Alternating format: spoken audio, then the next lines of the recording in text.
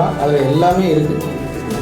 இடிந்து போன வீட்டில் தங்கவே இடமில்லாமல் வாழ்ந்து வந்த ஏழை குடும்பம் தாமாக முன்வந்து உதவிய தன்னார்வலர்களுக்கு குவிந்து வரும் பாராட்டுகள்.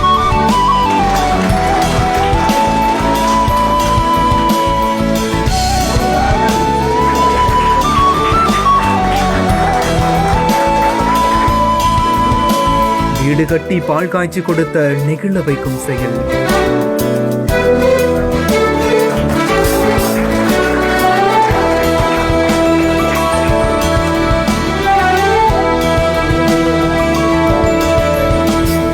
தூத்துக்குடி மாவட்டம் நாசரேத் அருகே உள்ள அகப்பைக்குளம் பகுதியைச் சேர்ந்தவங்க தான் கண்ணன் தங்கமாரி தம்பதி. இவங்களுக்கு பாரதி, பவித்ரா என்ற 2 மகள்களும் பாலா என்ற மகனும் இருக்காங்க.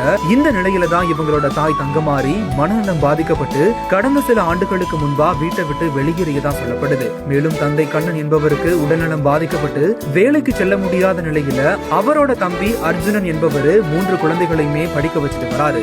இப்படி ஒரு சூழ்நிலையில தான் கடந்த 3 ஆண்டுகளுக்கு முன்னரா இவங்க வீட்டோட முன்பக்க சுவர் இடிந்து விழுந்தும் அதே வீட்டுல வாழ்ந்து வந்திருக்காங்க. மின் இணைப்பு கூட இல்லாத வீட்டுல படிப்புல கவனம் செலுத்தி மூத்த மகள் பாரதி 10ஆம் வகுப்புல 406 மதிப்பெண்களும், 2வது மகள் பவித்ரா 432 மதிப்பெண்களும் பெற்று தொடர்ந்து படிப்பை கைவிட்டுடாம 3 பேருமே படிச்சுட்டு வராங்களாமா. இவ்வளவு வறுமையிலும் குடும்ப வறுமையை போக்க படிப்புல கவனம் செலுத்தி படிச்சுட்டு வரக்கூடிய இவங்களுக்கு உதவும் வகையில வீடு கட்டி கொடுக்கணும் அப்படின்னு சொல்லிட்டு நாசரேத் கிராம நிர்வாக அலுவலர் சிவராமன், திருச்செந்தூர் கோட்டாட்சியர் சுகுமாரன் மற்றும் நேர்முக உதவியாளர் கோபாலகிருஷ்ணன் ஆகியோர் மூலமா தன்னார்வலர்கள் பங்களிப்போட மின் வசதியோட புதிய வீட்டை கட்டி கொடுத்திருக்காங்க.